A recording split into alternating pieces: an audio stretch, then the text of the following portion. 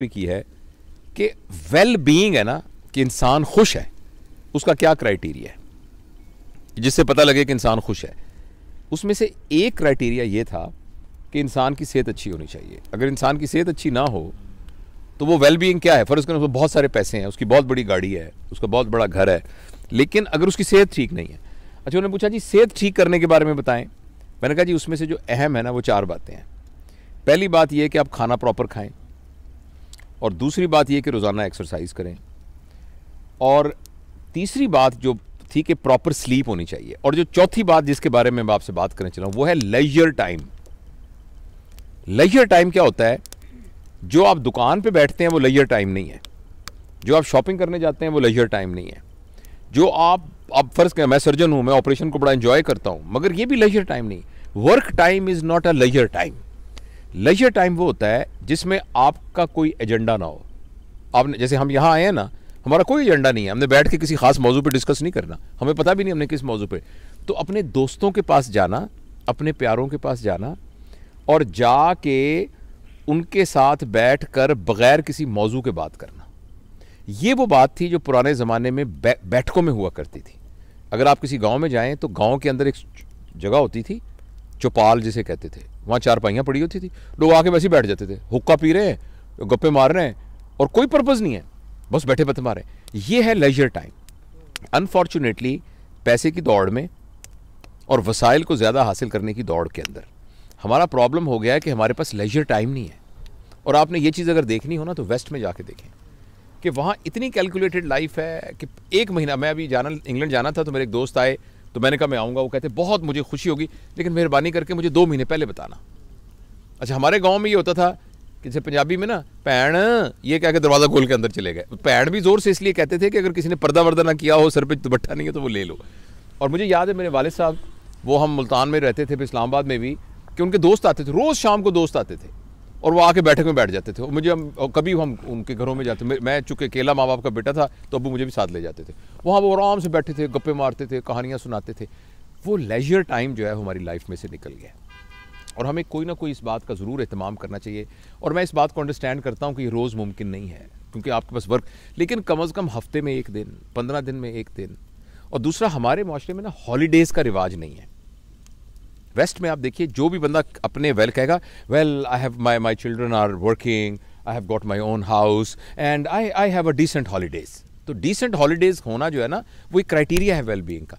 लेकिन हम आजकल हमारे इस माशरे में ना हॉलीडेज़ का कॉन्सेप्ट नहीं है। हम हॉलीडेज़, तो हमें हॉलीडेज़ ज़रूर करनी चाहिए, और बड़ी हॉलीडेज़ नहीं कर सकते, छोटी हॉलीडेज़ करनी चाहिए जिसमें आप 4-5 घंटे के लिए दोस्तों के साथ बैठे हैं और गप्पे मारते हैं। इसके अलावा एक चीज़ जिसको हम निगलेक्ट करते हैं और जिसका नबी करीम सल्लल्लाहु अलैहि वसल्लम ने बड़ा कहा है, वो है सिला रहमी। सिला रहमी का मतलब होता है अपने रिश्तेदारों से ताल्लुक़। यानी गांव में हमारे अजीज़ रिश्तेदार रहते हैं, शहर में रिश्ते थे, हमें कम अज़ कम 15 दिन बाद, महीने बाद उनके पास जाना चाहिए, उनसे मिलना चाहिए, उनकी खैर खबर लेनी चाहिए। तो मैं बस अपनी बात को ख़त्म करने से पहले एक छोटा सा आपको वाक़या सुनाता हूँ। मैं कोशिश करता हूँ कि 8-10 मिनट से लंबी बात ना हो ताकि लोग उसको सुन सकें, लेकिन ये बड़ा एक शानदार मैं इस्लामाबाद गया इम्तिहान लेने के लिए, FCPS का इम्तिहान लेने के लिए। वहाँ इस्लामाबाद होटल में मैं ठहरा। तो जब मैं इस्लामाबाद में ठहरा तो मैं चूँकि वहीं पला बड़ा हूँ और वहीं सारा, तो मुझे ऐसे ख्याल आया, तो मैंने एक दोस्त को फ़ोन किया, उसका नाम मिराज है, सुन रहा होगा शायद, न्यूरो सर्जन है वो। मैंने कहा यार माजे में आया हूँ इधर, तो किधर है तू? तो कहता तुम कहाँ ठहरे हो? मैं कहा मैं इधर हूँ जो इस्लामाबाद होटल में जिसका नाम हॉलीडे है। तो वो कहने लगा कि ले मैं तो उसके सामने सड़क से गुजर रहा हूँ, कौन सा कमरा है तुम्हारा? मैंने बताया, कहता मैं आ रहा हूँ। अच्छा, वो आ गया। अच्छा, इतने में ना उसने कहा यार इसके साथ ही महबूब अलाई रहता है, वो खबर में काम करता था, खबर तो वहाँ कोई एडिटर शेडिटर था, तो उसने कहा मैं उसको भी बुला लेता हूँ। वो महबूब अलाई भी आ गया। उसके बाद हमारा एक और दोस्त था, तो उसने उसको फ़ोन किया, वो भी आ गया, तनवीर ज़फ़र, वो आजकल अमेरिका में है, वो भी आ गया। हम चारों जब बैठे ना तो हमने गप्पे मारनी शुरू कर दी, और मेरा जाने का टाइम था जहाज़ का। तो अचानक मुझे कहने लगा यार बिल्कुल साथ वाजिद है, ये सारे मेरे स्कूल के क्लास फेलोज थे, एक न्यूरो सर्जन है, एक जर्नलिस्ट है बहुत बड़ा, और जो तीसरा था तनवीर, वो फॉरेन अफेयर्स में काम करता है आजकल न्यूयॉर्क में। तो वाजिद जो हम में से था ना, उसके वालिद साहब थे दर्जी थे, तो उसने वाजिद ने वही वाली काम शुरू कर लिया, और मेलोडी मार्केट के अंदर उसकी कपड़े की बहुत बड़ी दुकान थी, और दुकान के साथ ही उसका टेलरिंग का काम भी था। तो उसने कहा यार मैं वाजिद को पता लगेगा कि तुम आए हो जवेद, तो बड़ा खुश होगा, तो चलते हैं। तो मैंने कहा चलते। तो मैंने नीचे सामान चेकआउट होने के लिए मैंने कहा साथ ही वॉक करके चलते हैं। हम वॉक करते करते करते वहाँ पहुँचे तो बड़ी सी दुकान थी।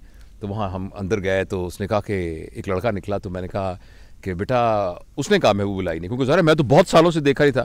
तो वो कहने लगा कि वाजिद किधर हैं वाजिद साहब? तो उसने गौर से देख के कहने लगा आप अंकल कौन है? तो हमने कहा हम वाजिद के क्लास फेलो हैं सारे। कहने लगा अब्बू तो 2 साल हो गए फौत हो गए। एकदम मैं तो शौक में हो गया और महबूब इलाही रोने लग गया, ऐसे करके रोने लग गया। उसने कहा यार तू तो यहाँ नहीं रहता, मैं तो यहाँ साथ के मोहल्ले में रहता हूँ और मुझे पता भी नहीं मेरा क्लास फेलो 2 साल हो गए फौत हो गया।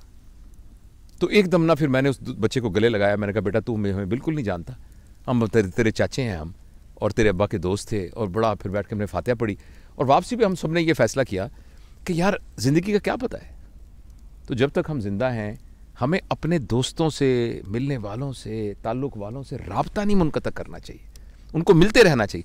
कई लोगों से हम इसलिए नहीं मिलते कि उनसे हमारे ख्यालात नहीं मिलते, या जी उनसे फलानी लड़ाई हो गई थी, फलानी हमारी शादी में वो नहीं आया था, फलाने।